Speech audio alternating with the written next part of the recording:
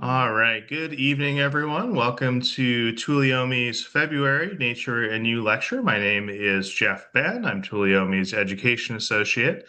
If you don't know, Tuleyome is a conservation nonprofit based in Woodland, California. Our mission is to engage in advocacy and active stewardship with diverse communities to conserve, enhance, restore, and enjoy the lands in the region. The region that we focus on is the Northern Intercoast Range and neighboring areas of the Central Valley. We particularly focus on the Berryessa Snow Mountain National Monument, which we recently helped lead the effort to expand. In addition to our public lands advocacy work, we also do a variety of education programming, including K-12 field trips, some great natural history articles in our newsletter, a pretty awesome California naturalist course, and of course, this monthly lecture series. We also run a range of adventures programs, including hikes, trail building days, wildflower tours, and our youth boot bank, which provides free loans of hiking boots to kids. I've got some of our upcoming events up on the screen. I particularly like to highlight our spring thing for you. That's coming up on March 21st. That's our big annual event at the beautiful Woodland Regional Park Preserve. There's going to be live music, a food truck, and nature activities for both kids and adults. And there's even a rumor that Smokey the Bear will be making an appearance this year. So if you're free that day, we'd love to see you at the Regional Park Preserve. All right, on to tonight's lecture. So this lecture series is supported in part by donations from folks like you. So if you haven't done so and you're able to, we greatly appreciate a donation to help support the good work that we do. We are very lucky tonight to have Paige Tomson with us. Paige is a restorationist and business manager at Swift Water Design. She is helping Tuleyome with several different projects throughout the monument. She is certified as an arborist and was originally from Colorado, but has been working out in California since 2019.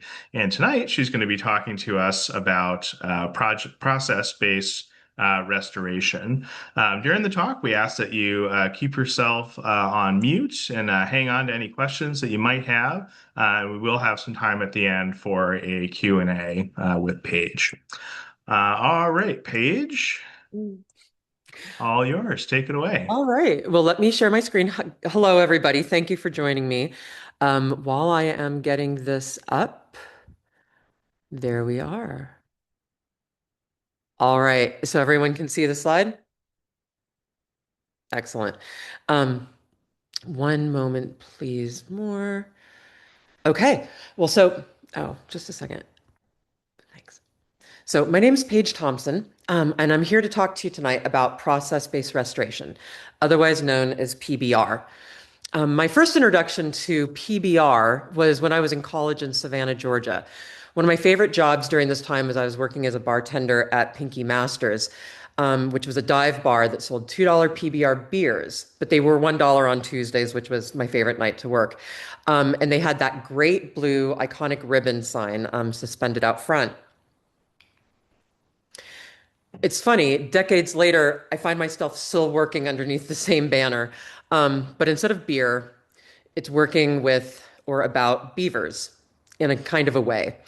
Um, I work for a watershed restoration company called Swift Water Design, which was started by a gentleman named Kevin Swift. And Kevin is with us tonight, and he can chime in during the question and answers at the end of this talk.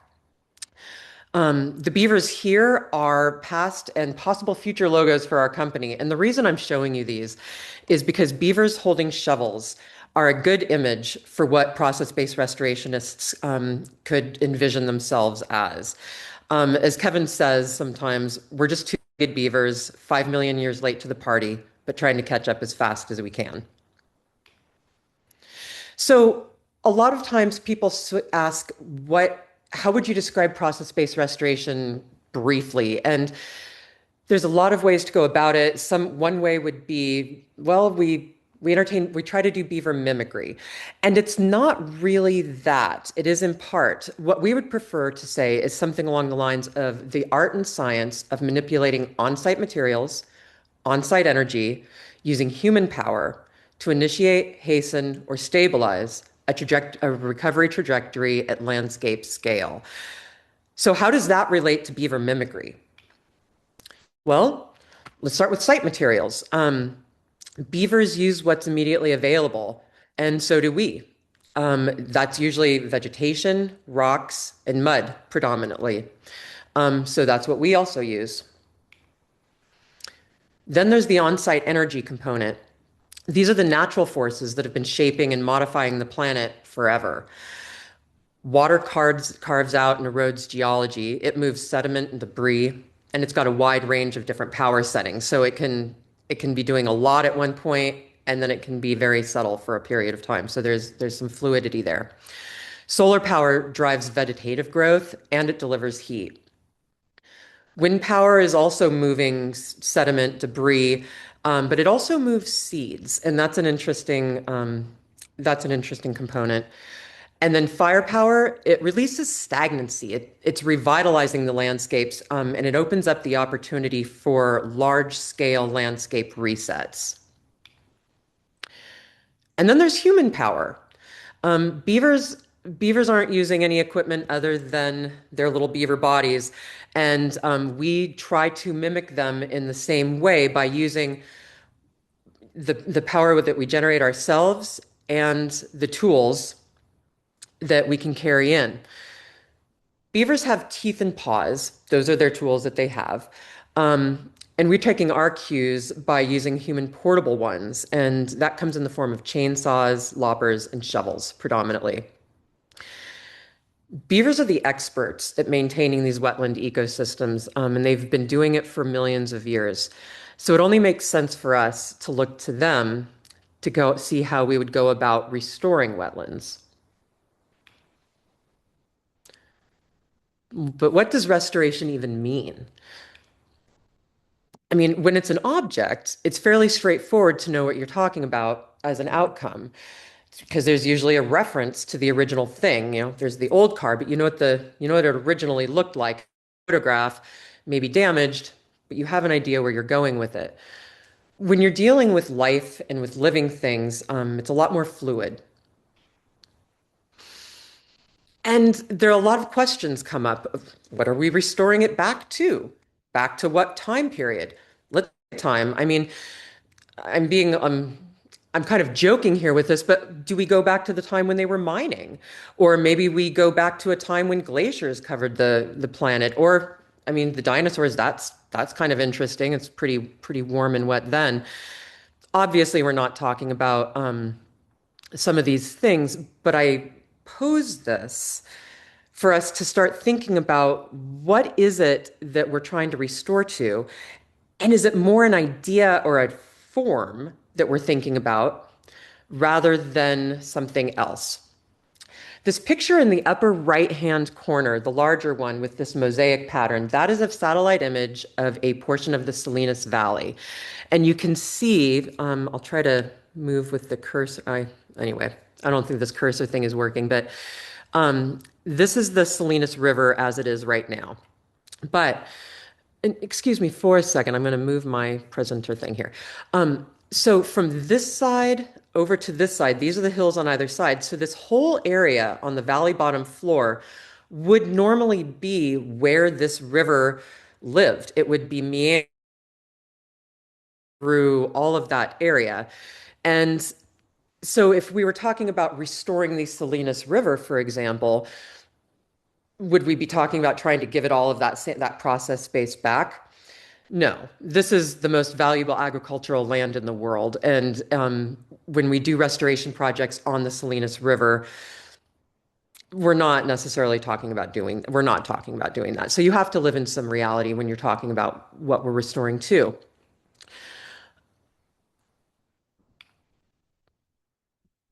But when we're talking about, interesting, sorry.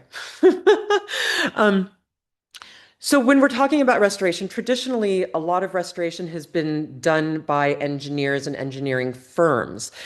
And engineers are trained to not be wrong. In fact, they stake their careers on not being wrong. And so when we start a restoration project from an engineering standpoint, there's this inherent assumption that human beings are in control and responsible for the outcomes, and they're also making the decisions. And an engineering stamp means that the design is done, and then the worker bees will go out and implement that design. They're not expected or even desired to have them making changes in the field. They're building it to spec based on what was done before. But the thing is that water has a mind of its own, and much like a teenager, it's going to start doing the opposite of what you tell it to do. And dictating is not the right approach. We have to remember that water has been there since the inception of time on this planet. It knows what it's doing, it knows where it wants to go. And we are not in a position to try to tell it what to do. We're lucky if we get 100 years on this planet. We are a moment in time for what water's experience here is. So PBR is the antithesis of this design down approach. Um, and people in the field are the designers, and they're the ones who are encouraged to make the decisions based on a conversation that they're having with that waterway. And it's those observations and the interpretations from the people who are having this conversation with the creek um, to gather the information and make decisions based on that, from what they're seeing on the ground and information they can incur from that conversation. And philosophically, I like to think of it like this. A lot of times we approach nature with kind of a fear, we're afraid of the power of nature. It's such a very powerful thing. And or we're also told to like minimize our impact and walk quietly and don't intervene too much. But I think that by there's restorative power in all these systems, and they have been taking care of themselves forever. And it's only once we have taken away some of the things that they have need or caused them to be put in situations, and I say them as, all of the living components of these systems, when we've taken away things that allow it to function on its own, that's why we're needing to come back and start this conversation with it again anyway. The system wants to heal, and it's asking us to engage with it. So when we're talking about restoration, this idea of restoring back to a form of something and putting in, using big equipment and moving dirt and soil around and materials to try to create a form, that's not what we're trying to do. We're trying to restore the process. And it invites us to play and to co-create with nature until nature is ready to take over its own regenerative abilities again. And so what we're doing is we're returning its agency and its sovereignty. Living landscapes are always changing and adapting. And in process-based restoration, it's this process by which the landscape maintains itself in a healthy state is what we're trying to restore back to. Because I need to move through this, I'm going to go a little faster, but nature just isn't, when we're talking about working processes, there's a multitude of processes that are happening on top of each other all the time. And so it's not just cause and effect. It's not this happens and then that happens. It becomes a web and everything is nudging everything else. And so we recognize that we can give some nudges in one direction and the results, we can't even necessarily know what some of those results will be until we take some time to observe and see what those are, and then add another part of a conversation. Again, it's that back and forth conversation. We offer you this, we see what you say back, then we come back and we offer more. And that's the beauty and the simplicity of process-based restoration. If you give the agency and respect back to the water, it can take care of itself. We're offering it toys in the form of materials and nudges in the form of structures that we put in the creek. And then we wait and we watch and we see what the creek comes back with. And then we reply with more materials and more nudges. So, how do we know what an unhealthy landscape is and what are some of the source problems that cause that? Um, this is where we talk about some of the ugly. And before I became familiar with beavers and their effects on the landscape and also got involved in restoration work, I had no idea that a lot of the land that I was looking at was even in like was even not where it should be or not functioning in the healthy way that it should be. And so in this picture, I grew up in Colorado, in northern Colorado, and would drive into southern Wyoming quite a bit as well. And this rangeland exists like in this picture. It's a lot of sage and a lot of rabbit brush. And the creeks run in these like mini canyons throughout the rangeland. And I thought that was normal.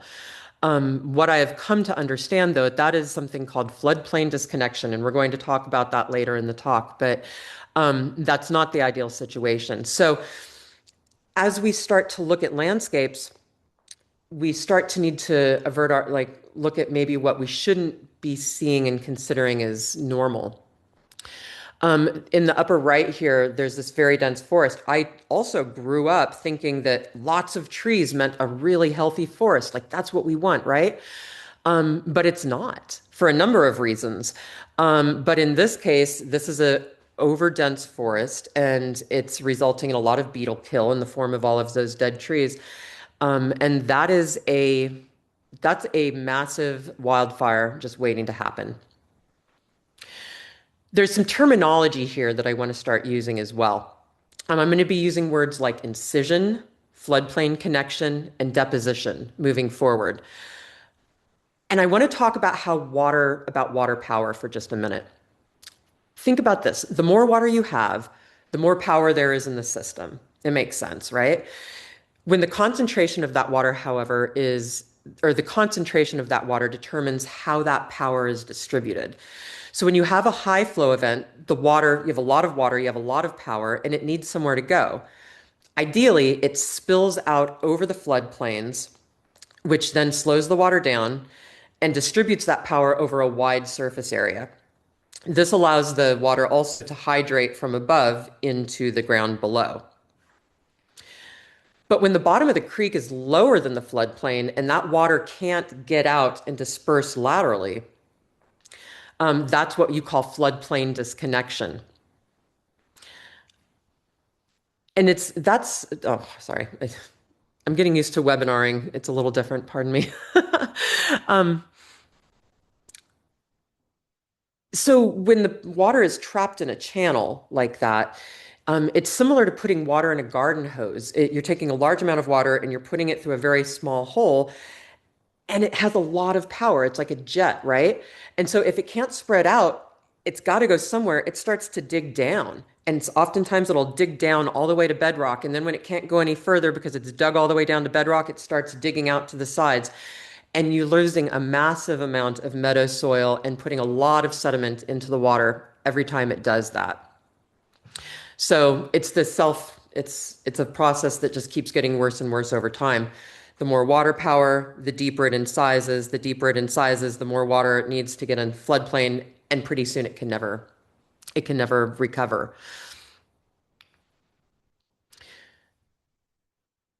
So this is what an incised channel and a disconnected floodplain looks like. Oh, and going back to pardon me, I got a bit ahead of myself here. Floodplain connection, incision, but deposition. Deposition is when sediment that the water is carrying, when water slows down, the sediment drops out and it deposits on the bottom of the creek bed. That is deposition. And that's one of the tools that we use in order to reduce incision. We want to raise the bottom of the stream bed up through deposition. So we increase deposition, and we're basically filling up the incised stream channel. You know, and I'm so sorry for stopping this. It's just my screen is small and I can't see what I'm trying to show you guys, and I want to be able to see both at the same time. Here we go. Um, all right, so this is what it looks like in real life. And you can see here, like during a big rain event, it would take a lot of water for that water to even be able to spread out. So you can see in this picture just how it would just continue to dig down and dig down. Another thing that causes this kind of incision is something called a head cut. And so a head cut happens when, and maybe you've heard of this Hey, term, but Paige. yeah. So it looks like I think when you just adjusted the window, it cut off the side of your screen a little bit. Oh, fantastic. How's that? Is that better? That's better. Yeah. Okay. Thanks, you guys. I was explaining to Jeff earlier, I've done a lot of in-person presentations. This is one of my first webinar presentations, so I'm getting accustomed to the to having things on the same screen. Thanks for bearing with me. So you have water coming across on a surface level, and it falls over a cliff edge, and that cliff edge is made of soil. Like a traditional waterfall has rock, and as the water falls over that, the rock keeps it in place. But when that cliff edge is made of soil, it erodes that off every as it passes over the top. The other thing is that as it falls into the pool below, it creates sediments that's chewing away the soil directly below that cliff edge, which starts to make that like a shelf. So you've got water coming over the top, eroding it from the top. You have turbulence eroding it from the bottom. And then you start to get these really big chunks of soil falling into the water. And then that's just shooting all that meadow soil in the form of sediment downstream to the ocean. That's not good for the fish and their gills. It's not good for any amphibians. It's really bad for when you have water reservoirs and you have to dredge them a lot more because there's a lot of sediment being downstream and depositing there where the water does slow down. And so head cuts can be very problematic. And here's a video of what happens with a head cut. The water comes in, it falls, it erodes, and then you have sediment loss. And then the head cut moves upstream. As water continues to flow over the top, it's what we call unzipping. So first, water digs a trench, and then it can't escape to flow over the floodplain. And that not only doesn't allow any hydration from above, but that also dehydrates the surrounding soil. So with that incision, any water that happens to be in the ground around it is actually flowing downhill and then drops into the stream. So it actively is like pulling water out of the soil. Another thing that causes meadow dehydration is dehydrating vegetation. This is actually a picture of a really wonderful wetland that we've been in the process of restoring, but I put this photo in because you can see all of these conifer trees that are in the meadow. Now, some of those did burn, but a lot of them are dying because we're drowning them out. The fact that there were that many originally in this meadow is indicative of how dry this meadow was before we got so much water moving all over it. When you see conifer trees in meadows, it means that it's dehydrated. The other part of that is that as trees that like the drier conditions move in, they tend to, oh, pardon me. They pull water out. What little soil is left in that meadow, they are pulling that out. So they're dehydrating it from that side too. And then overgrazing. This is something that is definitely has bad impacts on waterways. And obviously, you know, if something gets grazed down and no plants can get a start, you're not going to have any good vegetative growth. And we typically think of this in cattle and domesticated stock animals. But this picture on the left is actually interesting because that's Rocky Mountain National Park. And they did a study where they fenced off a riparian area, and there were beavers in that right-hand side of it. And the moose and the elk within the park don't have a healthy balance of predators there at that time. And so this just shows what overgrazing by you know native animals can also do if the population isn't kept in check. The biggest source problem that we tend to see are roads. And with roads, you get all the head cutting action you could ever want. And also, they are just hydrologically, if it's poorly designed and implemented, they can wreak havoc on keeping hydration in the soil. And with roads, especially on our dirt roads, culverts come into play. And this culvert here on the left, that culvert, we'll revisit that one, but that is a head cut that has head cut all the way back up to the culvert. The two on the left here, if you like this picture looking up the culvert, you'll actually see where the culvert has broken in half, and the other picture is looking down on it from above, but it's actually the water is moving through. There's a waterfall, and then it comes out. So that culvert is failing, and water is going to that road is going to implode any day now. So this is a very interesting case study, and I am excited to show you this. These slides were given to me by Kevin Swift, who put this portion together. So I thank him for that. But there's two main waterways we're going to be talking about here. This main channel on the left is, so you can visualize it, it's very incised, 4 to 5 feet in some places. In almost no situation is water ever going to come out and get above the banks onto the floodplain and hydrate any of that meadow area. The water that's in there is in there. But this other channel is coming, this is a tributary that comes down and then hits the valley floor. Now, keep in mind, it's coming from uphill, so it comes down. When it hits the valley floor, it's going to slow down. And in this case, it's not incised, so it's able to spread out and soak in to this meadow area. And you can see that it's kind of green even there in what is a very dry area. So this is in 2013. Things are working quite nicely. And this is all of the potential area that this one tributary could be wetting. If that channel was, if that water was spreading out to its full potential, that's about 7.3 acres. Now, there is a road, and because that road it runs through that area, the potential that this tributary actually has in the real world is to wet about 2 acres less. So that takes it down to 5.7 acres. But that's still 5.7 acres of area that this water can spread out and hydrate just because it comes into the valley. We are going to look at this area right here, though, moving forward, because this is where things get interesting.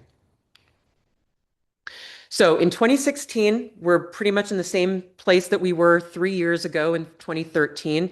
The creek is coming, the tributary is coming down, the road is still there. There is a road, and you can see at the top, that goes up, and this tributary runs alongside this dirt road. That dirt road starts to erode sometime between 2017, 2018. I'm not exactly sure.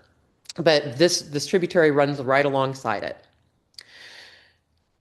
And this is an extreme example of what can happen to a road when it erodes and a head cut is not treated and the erosion is just left alone. Water running down a dirt road caused this massive incision, and I think that's even Kevin standing in there. So erosion left unchecked, head cuts left unchecked can result in this. And I show you this picture so that you get an idea of why this tributary might be carrying so much sediment. Because in 2021, the road above is definitely falling apart, putting that sediment into this tributary. And what was once flowing over the floodplain, when this water comes down and hits the flat, it slows down, it drops all this sediment that it's now carrying, and that sediment causes the path of the channel to actually change. And so instead of going down and flooding that other area, it changes direction and it starts going across the road and heading straight to the channel. Well, if it's going over the road, that's going to cause problems with the road and passability. And so in 2023, after a couple of years of them trying to just drive through mud, they decided we're going to raise the road up, cause a little pooling action, and then put a culvert under the road. So we'll pull the water and then we'll move it underneath the culvert. So that's what they did in 2023. And that's the new path of the water. And this is the culvert they put in. And this is right when it was done. So here's that pool that we're talking about.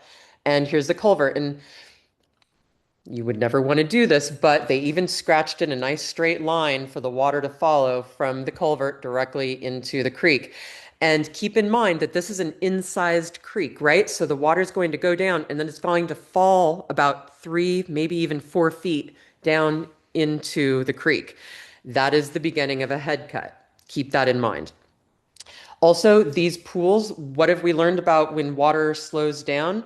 The sediment in it drops out and starts to aggrade.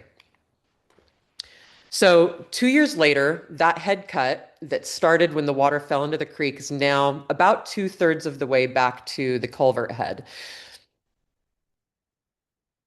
And 1 year later, it has made it all the way back to the culvert. And not only has it already made it back to the culvert, now all that water power is starting to erode it, so it's widening as well. At first, it was just it was just digging straight down. Now it's starting to widen.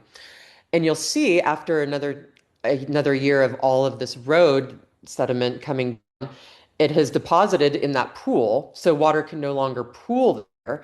And instead, the pool of water, if you see on the top picture, it's now on the road. So now there's a nice pond on top of the road just ahead of where they put the culvert. So in the end, we have a culvert that starts to fail after 3 years. The flow has been completely rerouted off of hydrating soil to eroding head cut. The road is still impassable and the floodplain is still dry. This is what was possible to be wetted, and this is what's actually being wetted now. That is the result of a single road falling into disrepair and a hydrologically ineffective road and culvert being put in place and not letting the water go where it's most effective. 100% failure though. So what can we do?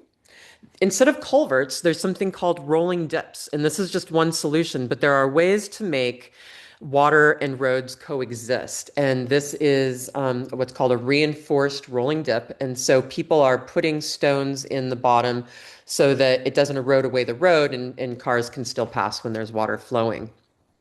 Other options are decommission the road. If it's a road that we don't really need anymore, get rid of it.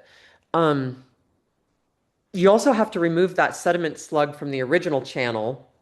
And you could do that with a couple of people and a couple of shovels. You don't have to have heavy equipment. And yeah, there's a lot of repair work that would need to go into that.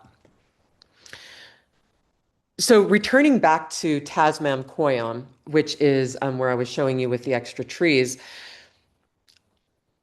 this just shows how much good can be done with using human portable tools and local materials. Interesting. But here's a picture of just what a healthy wetland can look like. And we've got water going everywhere. And when you have high flow events, when you have snow melt off and big rains, water has places to go.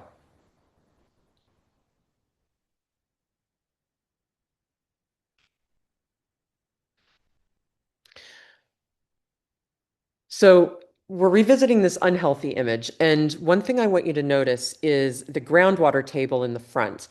You'll see that the groundwater is only as high as the lowest place in the incision because any water that's held in that soil is going to fall into the creek. So the water table can never rise up. You'll also notice that a lot of the plants, the only plants that'll survive here are ones that can put a tap root down deep enough to reach that groundwater. So you have no opportunity for riparian plants to even start because there's no groundwater for them to start tapping into. You'll also notice that as you go up the hill, it's a lot of dry land species as well. going up the hill. In a healthy situation, though, notice that this entire meadow is basically filled with water. You have your groundwater table is all the way up to the floodplain, pretty much where the creek is. So when the creek fills with water, it can spread out.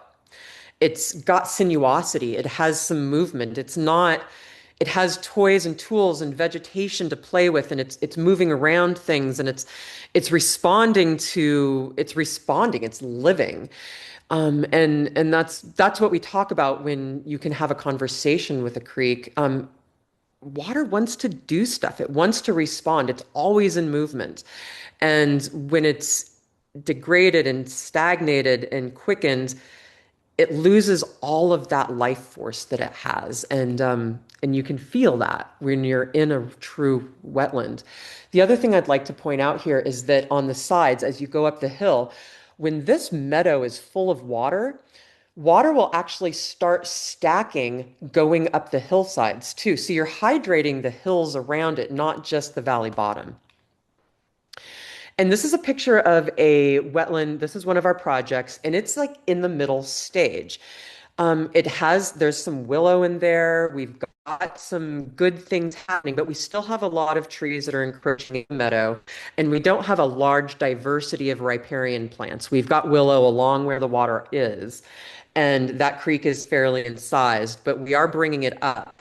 And as we're able to start getting water flowing over the surface, we already have all these willow that'll be able to start to move with it and move around. So we're making good progress on that. But I look forward to getting these trees out of the meadow and into the creek. Oh, hold on, that was fast.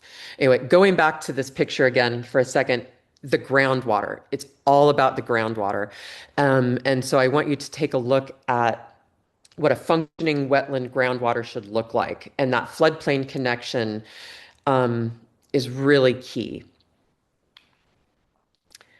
And I like to think of meadows, especially upland meadows, as big green glaciers. They are just water storing lakes that hold all this water and then let it slowly seep out over time. And when you have meadows that are holding water, your streams that might be intermittent through the year where they're only running for maybe a month or two after the rainy season is over, when you're storing water in meadows, those can become year-round creeks. Meadows also and healthy wetlands are also wildfire refugia and fire breaks. And they're refugia for firefighters. Anyone out there fighting fire needs to have places to go if it's coming in too hot and heady to be safe. But also animals will find refugia there, and plants that won't burn are then the genetic stock that will repopulate post-fire. And then they're also just act as fire breaks. They slow down the spread across the board. Ah, and this is how beavers play a role in wetlands and forest fire.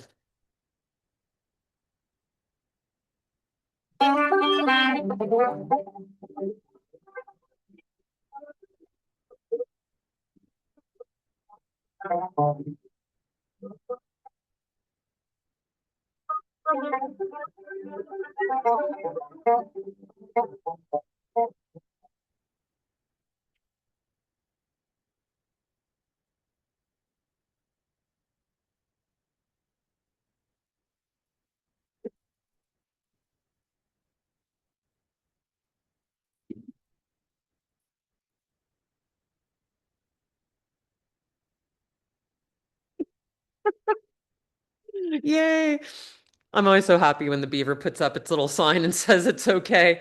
Um, and then this is another really good, this is just a great photo showing immediately post fire how the wet areas are just these refuges for biodiversity and bringing and keeping life going in these areas.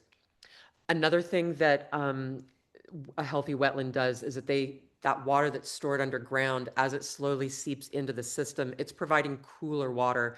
And especially for aquatic life, amphibians, fish, they need that cooler water at certain life stages, predominantly the youngest stages of their life cycle.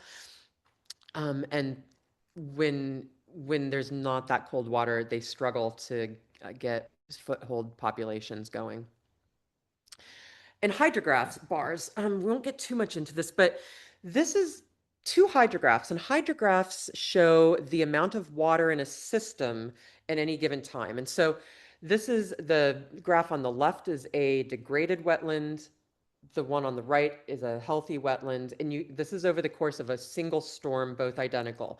So you can see on the left how there's not a lot of water in the system to begin with, but then the rain comes in, it peaks. As soon as the rain's over, that water leaves the system really rapidly, and it doesn't leave it with very much more, if any, than it had beforehand. On the other side of that, there's so much more water in the wetland to begin with. During the spike in the storm period, it goes up, but it takes a lot longer for that water to leave the system. And even when it does, it's higher than it was before. So it's gaining capacity to hold water, and it's keeping it there longer. And then there's biodiversity support. You're going to have a lot of times in the hills surrounding meadows, a small handful of different types of trees and shrubs and ground cover plants. But once you get into the bottom, you have a multitude of different types of flowers and aquatic plants and shrubbery. And with that, you get, hundreds and hundreds of different types of insects, and then the animals that follow them, and so on and so forth. So you get these little biodiversity hotspots, and the meadows and then the riparian corridors and the waterways that connect one meadow to the next become these really important, like, what is the word I'm looking for here? Wildlife paths. Basically, it's aquatic animals and species are able to move up and down an entire system because they're interconnected. And so beavers. Where do beavers come into all of this? Well, there's this book called Eager, and if you haven't read it, I highly, highly recommend it. It literally changed the trajectory of my life. I didn't know it at the time, but it has. I bought this book in 2018 and went out on a hiking adventure looking for beavers, and here I am talking to you today. So if that tells you about the impact of that book. Another book I have not read, but Once They Were Hats, In Search of the Mighty Beaver, is highly recommended. And it goes on to talk about, between these two books, I would want you to understand that beavers literally created the landscapes that we're accustomed to looking at. And until I read Eager, I had no idea. And it was a 180 way of me looking at natural landscapes. And I haven't been able to go back since. And so knowing that beavers have been around for millions and millions of years and have been a part of this natural life cycle, geologically and biologically, you have to remember then that around 1850, we had severely depopulated the population of North American beavers throughout North America. And by the early 1900s, the estimates were as low as 100,000 individuals left. And that's down from 200 to 300 million beavers that they thought were there pre-contact. So there was even at one point a debate about whether beavers were even native to California, which they absolutely are. But like there were so few beavers that people were even debating whether they were native to here. And the reason that they were extirpated to such a degree was because of hats. So here's what beavers build. They build dams, and not all beavers build dams. Well, they all like to build dams, but they build dams so that they can create ponds, so that they can build a lodge in the pond and give themselves protection. Not all beavers live in traditional beaver lodges, is what I mean to say. Some are what are called bank burrowing beaver. And in the Cache Creek system, for example, up in the Capay Valley, there are beavers in that system, but I believe almost all of them are bank burrowers. Cache Creek itself is too flashy, and with the controlled releases, there's just too much water power for them to be able to create dams that will stick, and also too much land usage right up to the creek where the Cache Creek itself doesn't have a whole lot of places to move. So beaver dams would only start to cause landowner conflicts. Beavers are vegetarians. They like salix and populus, willows, cottonwoods, aspen. They also eat all kinds of aquatic plants, and they particularly like cattails. And I went over, they build lodges, they store their food underwater, and they also build side channels. This is, yeah, okay. This is a video that Swiftwater Design made, and it Process-based shows restoration is the how art we and do this. science of manipulating pre-existing local on-site materials with human portable tools to adjust the trajectory of a riparian or a riverine or a meadow system from degradation towards self-regenerative kind of deep time health. It's such a weird field. It's so deeply weird and totally niche and tiny. Process-based restoration is what it sounds like. We're constantly having a process and a conversation with the landscape around us. We go to a site that has been severely impacted by fires, humans, cows, usually some combination of that, the removal of beavers, and we spend some time doing beaver dam analogs, building dams as best we can. So we basically make beaver dams with sticks and mud. We give the river and the creeks food and snacks, and what we receive is a sip of the water, you know? So you have to expect that the people who are doing something so niche and weird are themselves going to be a little bit eccentric. Yeah, the people who are drawn to this are tough. It takes a certain people to be out here. It's not for everyone. I'm a little bit feral. I just like to work hard and be around good people. I get to do on the mechanic stuff. If someone gets hurt, I'm the medic, so I get to help people out. And it's not just myself, it's the crew. We all work together in such a beautiful way. It's really made me happy in many ways. There's a tipping point in a life. You start thinking, I should do something for the world. We're here for a bigger purpose. And then when you have a bigger purpose than yourself, it's everything else kind of falls on the wayside, you know. It's a way to interact with the land that I wish everyone had the opportunity to do. And that I think we are incredibly blessed to get to do this work and relate to it on a stewardship level. We're here to make it a better place for everyone else.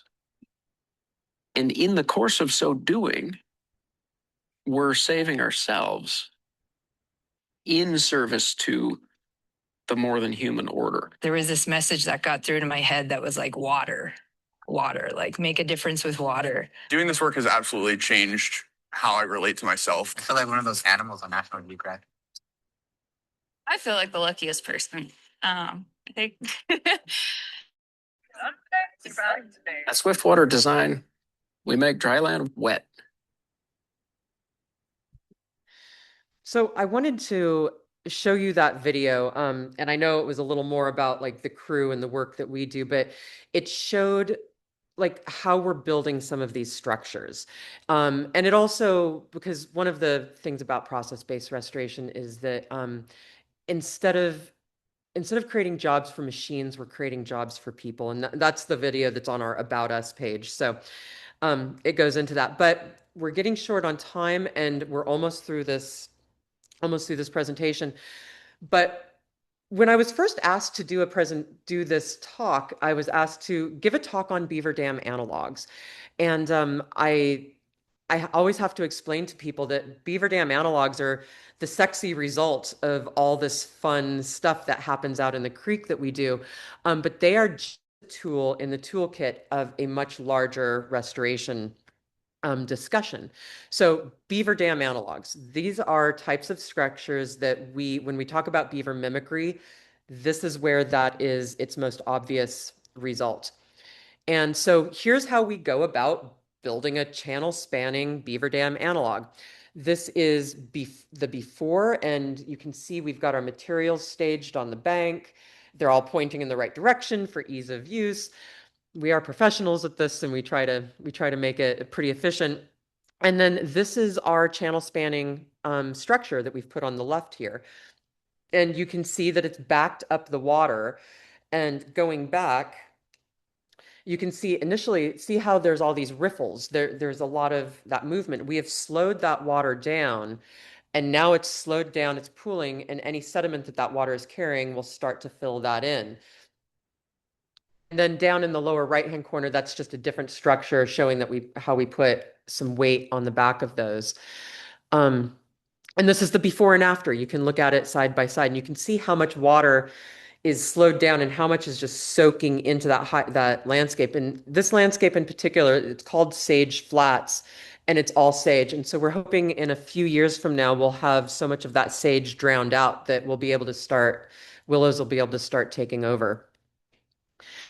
This is such an amazing photo. So this was a channel spanning beaver dam analog that you can see the incision, that deep cut in front. This BDA was built, it captured a bunch of sediment in front of it, and then a fire came through and burnt the whole back side of it. So you can see it's like a cross section of the BDA. And everything that my friend Jake is standing on right there, that's all sediment that was captured by that BDA in a course of about 2 years. So that's all the sediment. And you can see, like, we are so close to 100% floodplain connection there. It's wonderful. Another type of structure that we work with are called geomorphic structures. And obviously I didn't I didn't move my slide picture into place. But what geomorphic structures do, their intention is not to slow down, spread out, and soak in water. Their intention is actually to cause geologic changes. So we're using the power of the water when we use these types of structures to speed it up in a lot of cases, or to push it in one direction to do something for us that we want. So when you, again, like a culvert, when you have a lot of water coming in, when you narrow it down into a smaller space, it's going to go faster and it's going to have more power. Therefore, it's going to have more power to erode. So in this case, this is a picture of something, it's called a bank attached. It's attached to one side and it's pushing all the water to just one corner of the stream, which causes it to go faster. That will then start to create a deeper channel there, pick up sediment. And then if we put a channel spanning BDA further down, we can use sediment that recruited to fill in a space. Also, when we do that, we're forcing the creek to put a bend, to take a curve. So sometimes when a creek is just too straight and we want it to start being able to meander, we'll put these in so that it starts to force it into curving. Here's another picture of it. And in this one, we used a whole tree with some stuffing around it, and then we've used posts to hold it in place. But we're having a conversation with the water, and this slide was intended to be earlier, so we're going to skip through it. So why are we encouraging process-based restoration?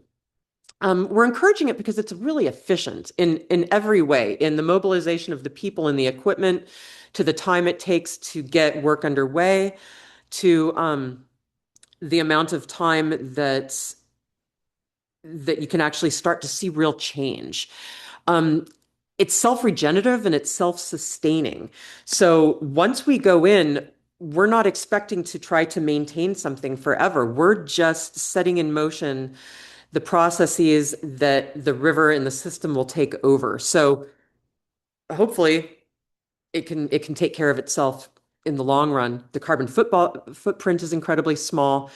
It's jobs for people and not for machines. And I think in this day and age, this is something that we have to take very seriously. An AI cannot go have a conversation with a creek. It can look at it from a satellite and it can tell us maybe where a good place to build is, but it will never be able to have the observational conversation that a human can have.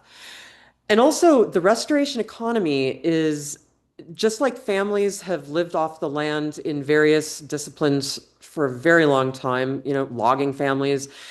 I have this vision of being able to have people who live in place and have a deep conversation and a deep relationship with their systems, and can go out after every rain event and see what happened, and give nudges in new ways.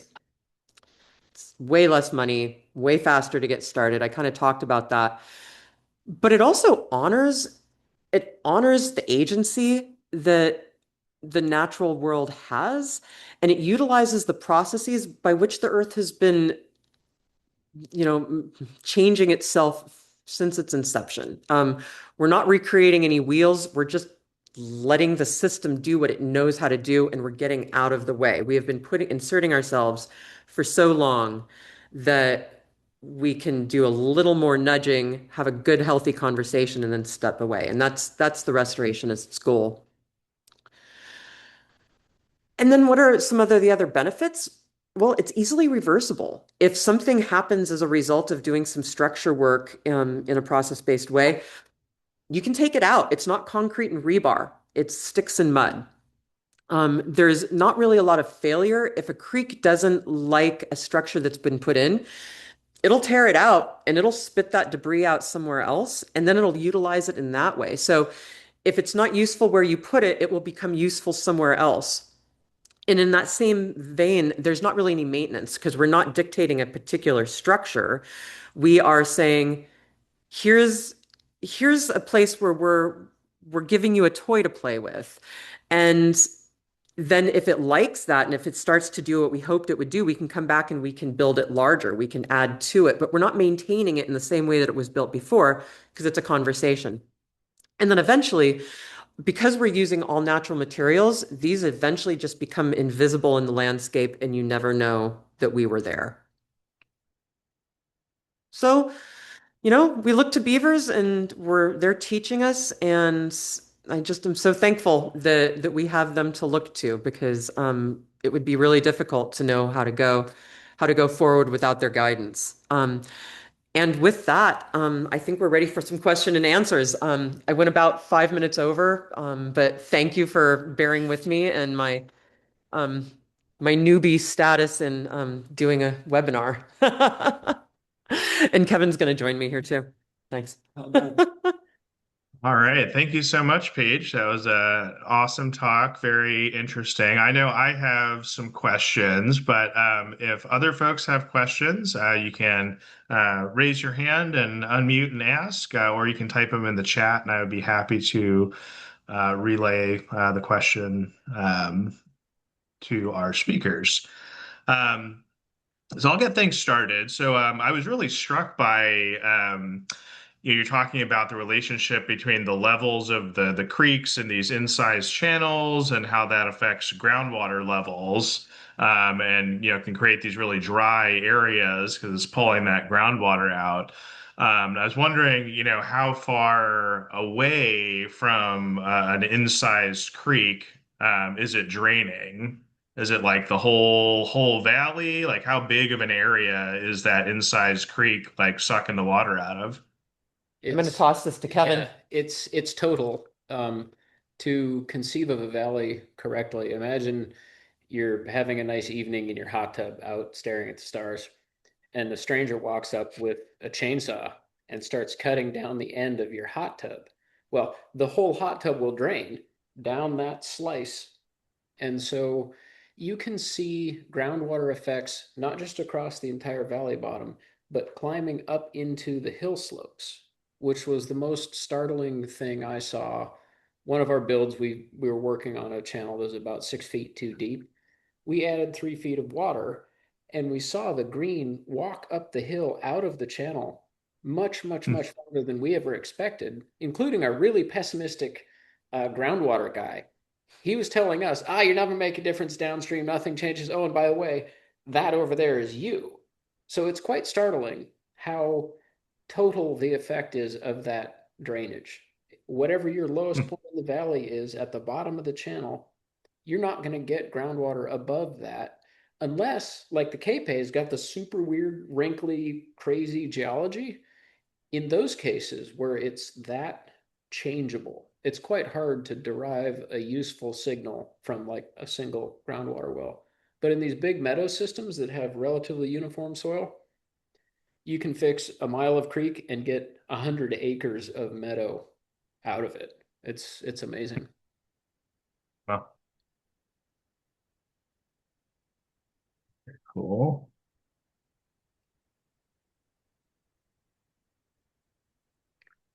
Second question I had, so, these beaver dam analogs, very cool, very inspiring, seem like something a landowner could potentially do.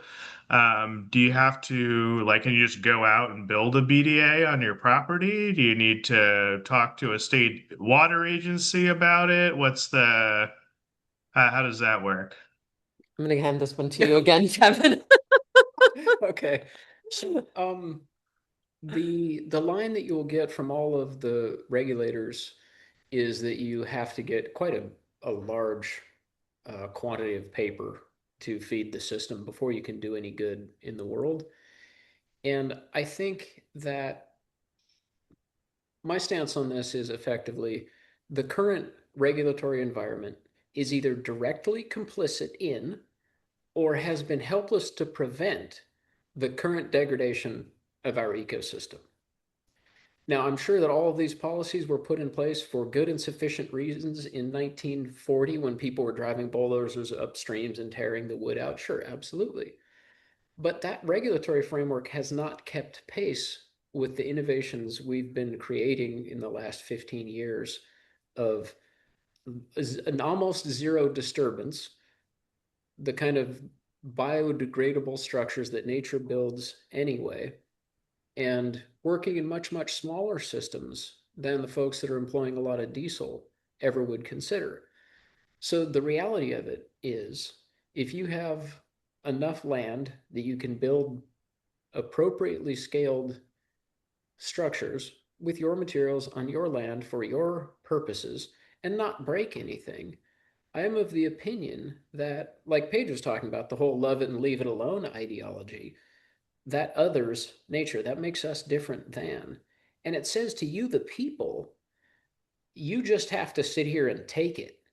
This thing is broken and you cannot fix it. Your friend has been run over by a car, shot, robbed, and is lying in the ditch. Love him and leave him alone. It's absurd. So I think we should start leaning in a little bit, regain our sovereignty as keystone species, and do the kind of work that needs doing. Start small. I mean, if you spend a day in a creek, very small water, building things that your children would intuitively understand building, at the end of the day, you can have made a difference for benthic macroinvertebrates. You can create very cool crayfish ponds. You can make amazing small scale habitat for small critters that will wash out in the very next storm and begin to learn from the creek directly. And just disintermediate the whole thing and play with the water. It's our birthright. We're made of it. And if we fail to engage it as ourself and leave it as this resource to be extracted over there, we can't repair our relationship to our land and water. So yeah, do something today. Like, okay, it's dark, go with a headlamp and build something tiny and watch it change over time. It's magical. There's nothing like it.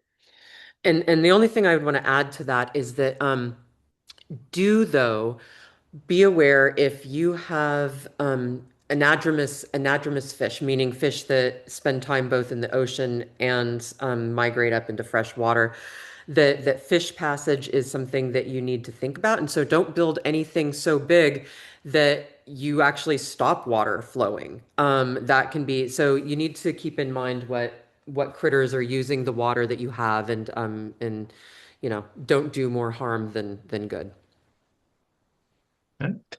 I've got a question from Amy in the chat here. She asks, in an incised channel, you want to slow water down to deposit sediment. How do you do this? Is that just with BDAs? Are there other options? Well, BDAs are what are going to, like channel spanning BDAs are what are going to slow your water down, which will then allow that to drop out. So yeah, that's the main tool. But sometimes sometimes you need to also get sediment to fill that BDA with. And that's where if you don't have a lot of sediment naturally, like in the example I had, there was that road that was degrading all the sediment in the world. If you could capture that somewhere, you could build your incision back. But sometimes you don't have sediment, and that's where some of those geomorphics come into play, where you can start speeding up the water and actually, enticing it to cause erosion in one place so that it can pick it up and drop it down in another. Yeah, specifically there, the erosion that you're looking for to produce local recruitment of sediment is widening. So the water is always looking for a meal. It's always looking for new material. People talk about hungry water below a dam. So water comes out of the dam, all the sediment has dropped out on the other side of the reservoir, right? Your reservoirs fill from the top. And when they're finally a deadbeat dam, they've filled completely. And so the hungry water coming out of your dam at the bottom may lack the sediment that you want to reconnect your incised channel with. So if you can get it moving sideways, if you can widen it, get some material off of the banks, but don't let it leave your site, you can end up with a wider, shallower river that turns into a wetland that becomes the floodplain over time.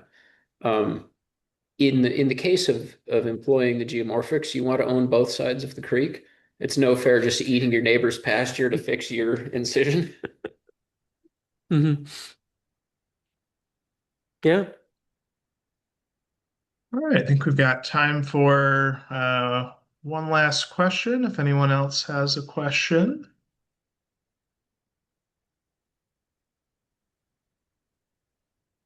See, look at that. You answered them all. Right. Well, I wasn't really gonna. This is Craig, and I just thought I'd jump in. I think Paige, you made a comment earlier about the challenges around, modifying or helping heal Cache Creek, and that is an area, here for us in Yolo and Woodland that's, it's got a lot of potential and it's got a lot of problems too. So, can you elaborate a little bit on, what would be your approach to making Cache Creek flow better? Focus mostly upstream, call the Army Corps of Engineers for the downstream, or what? Well, I think this is going to be a dual question because I have some thoughts on Cache Creek, but the first thing you have to remember is that Cache Creek doesn't have a natural flow regime. It has controlled releases out of Clear Lake. So the natural patterns of ebb and flow don't exist with that. And also there's a lot of, as I was saying, there's what we call the process space, the space that a creek would be allowed to use to move and meander. That's really constrained. There's private lands that are being agricultural lands on either side of it. And so when you start encouraging a creek to erode away, then you're obviously getting into people's private property, and there's some conflict there. The other thing I want to say, because I want you to jump in on this, is that I think one of the things with the Capay Valley in particular, maybe not specifically Cache Creek, is that there's a lot of tributaries coming in that are intermittent. And I wonder if we couldn't work on a lot of those tribs coming in and throughout the Cache Creek watershed, not just in the Capay Valley, where if we could get more water underground, then we might have more water running, more perennial streams, rather than just all the intermittent ones that we have, and maybe looking to our tributaries a lot for the groundwater storage, and focusing less on Cache Creek itself. That makes a lot of sense for sure. I just look at what's going on with Prop 4 and the multi-benefit funding that's coming online. There might be some ag land that has to be converted. There might be some, what do you call it? Some of the river wash areas. I mean, the creek itself is kind of all over the place. But it's definitely, what do you call it? It's grinding out, right? You can see it's becoming, incised, right? Or bigger. The incisions are becoming bigger. So, I have to wonder if there isn't a way to, address the upstream with, nature-based beaver dam analogs, things of that nature, while also at the same time doing some larger scale, um, repurposing of the downstream environment to slow things down. Yeah, it will take all of the above. Yeah. The low-hanging fruit is always the small channels on the floodplain where you can get a whole bunch of small winds and start stacking that water in those terraces. Because Okay. as the cut in the hot tub has drained it out, it's also become a much more challenging environment. It's much more highly regulated. There's a lot of people taking water out of it. It's way overpowered. You can't get the beaver dams to stick, blah, blah, blah. So Hmm. you don't necessarily want to fight the biggest guy in the bar first. Get Right. some wins, get some wins on the small floodplain ephemeral channels that come in, start stacking that water, show some gains. You win the hearts and minds, Yeah, and there you go. looking at things like yeah, Army Corps, absolutely. Bureau of Rec, talk about land, or I mean, talk about the effects on the land of the dam. You can, I don't know what the mechanism is, but you can petition for a change in the flow regime. You can ask for, we've got fish flows, but we need flushing flows. We need reworking flows. We need power. Give us some power. Huh. Of course, you have to have material in the creek for the power to work on. Otherwise, it's just going to cut even more. So there's a bit of a firing order conundrum there. Huh. But yeah, I think, the thing about process is, if you imagine, you travel back in time to the day before the launch of the Titanic, the easiest way to save the ship is you go down to the welding shop and you just weld a little bit of metal on the rudder, and it leaves out, and days later it never even sees the iceberg. So you apply small changes to initial conditions and watch the trajectory over time rather than try to like wrench the wheel and turn the big river. Right. It's incremental and it's iterative and it's adaptive management over time. You're looking at decades, but you're not looking at decades to see meaningful gains. You're looking at decades to see valley spanning large gains. Hmm. You still got rain coming.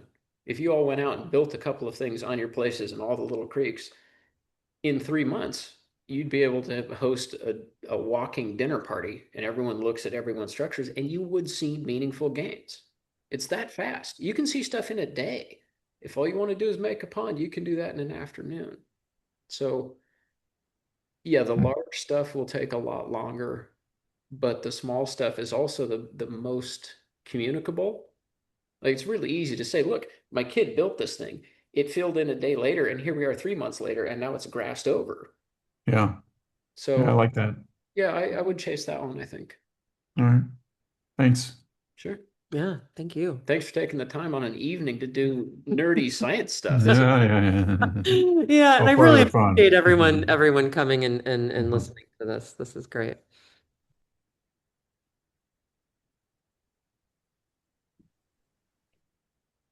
All right. So you've got a hand up there, Jessica. Did you have a quick final question? You're Yeah, it looks like you're on mute there. It's my sister. Hey, Paige, very, very informative. Thanks for the talk.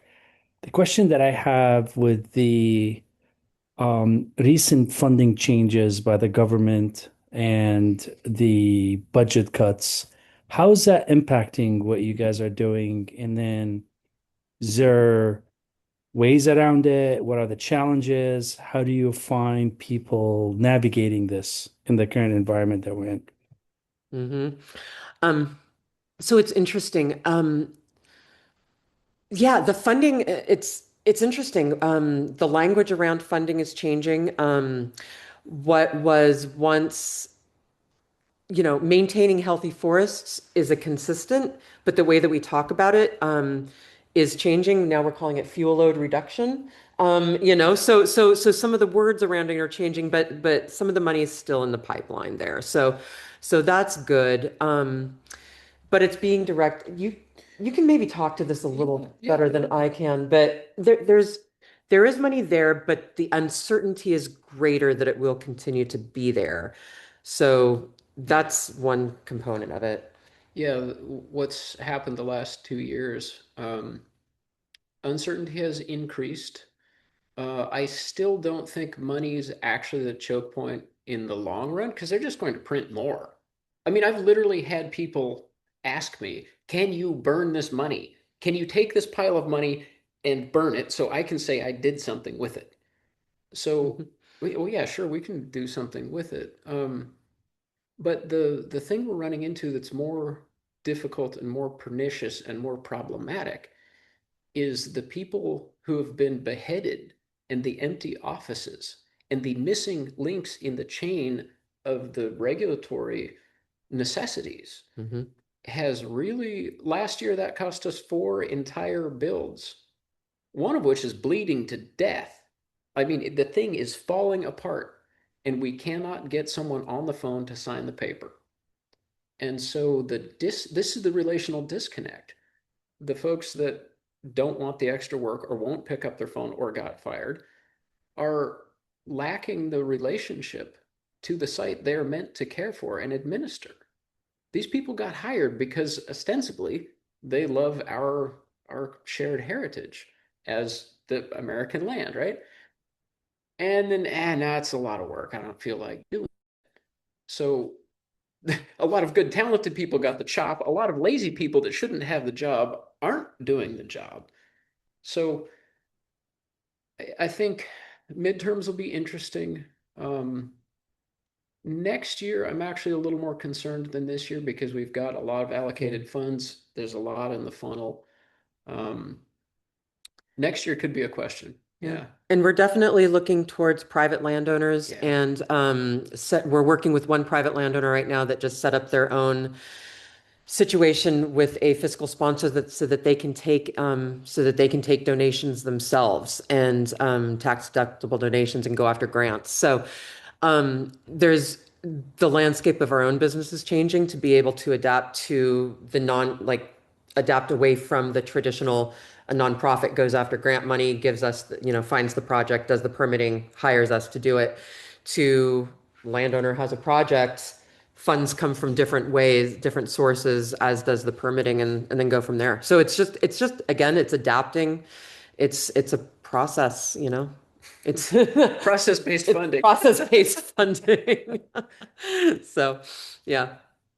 All right. So on that note, thank you, Paige, for a great talk, and thank you, Kevin, for an insightful Q&A session as well. And thank you to everyone for coming out. Our next Nature New lecture is going to be on March 26th. That's going to be with Dr. Glenn Holstein, who's going to be talking about wildflowers of the Berryessa Snow Mountain National Monument, which should be a good one. So thanks again to everyone for coming out, and we'll see you next month. Okay. Thank you, everybody.